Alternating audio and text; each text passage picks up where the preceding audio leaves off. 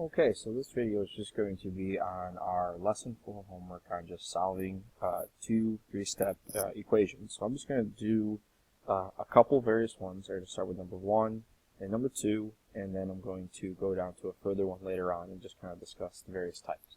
So in number 1, first thing we have to recognize is that when I have that 6 that is out in front of the parentheses, that means I am going to be distributing it to everything that is inside. When we mean by distribute, we're talking about multiplication of 6 times 2 and 6 times n. So we have 6 times 2 plus 6 times n, and then this equal negative 90 does not change. And 6 times 2 is 12 plus 6n, negative 90.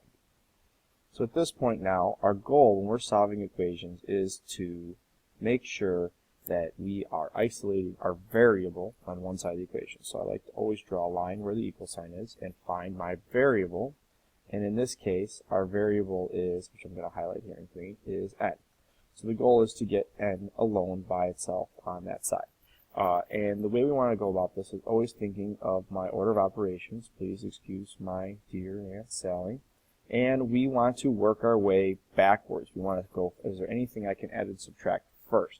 And when I'm looking at this, if there's anything I can add and subtract, there is this 12. That's a positive 12, so I'll do the inverse of that, which is negative 12. And if I do one thing to the right side, I have to always do it to the left side. So these 12s cancel. 6n's brought down. Negative 90 minus 12 is going to give us negative 102.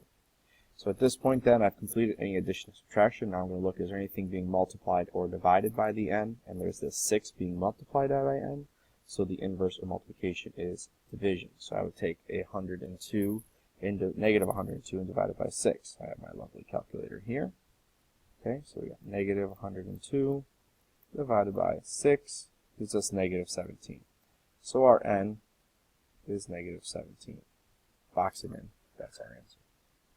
Okay, now in number 2, okay, the biggest difference that we have in number 2 compared to number 1 is number 1 started with a parenthesis and a number outside, so I had to distribute. Number 2, my parentheses are actually up here. The b plus 10 is up there. So that's in parentheses. So if I was kind of looking at my order of operations, please excuse my dear Aunt Sally. What actually is, we're looking, is there anything being added, subtracted? Well, there is this 10, but the problem is it's actually inside the parentheses, which takes us all the way up to this top here, which we're not dealing with. So then I go, am I anything being, so I can't get to the parentheses yet until I've cleared anything else from here. So is there anything being multiplied or divided? Well, yeah, this whole part is being divided by 2. So the inverse of dividing is multiplying by 2 to the right, and that means I also have to multiply 2 to the left. So 3 times 2, sorry, 2 times negative 3 is negative 6. The 2 and the 2 cancel, and I'm left with just the 10 plus the b.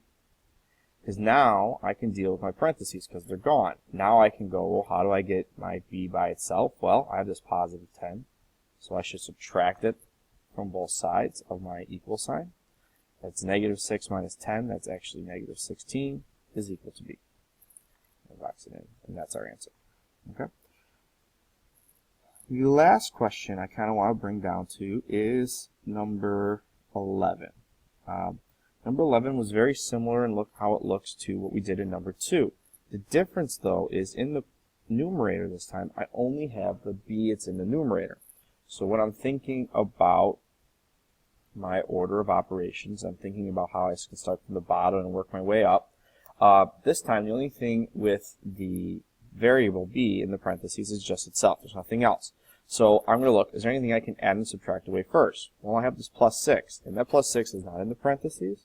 So I can actually eliminate this plus 6 by doing the inverse of addition, subtraction to both sides first, and I'm left with b over negative 12 is equal to 7 minus 6, 1. And then I'm going to ask myself, is there anything I can multiply and divide? And the answer is yes. I have this negative 12 here that I am dividing by b. So the inverse of dividing by negative 12 would be to multiply by negative 12. These cancel.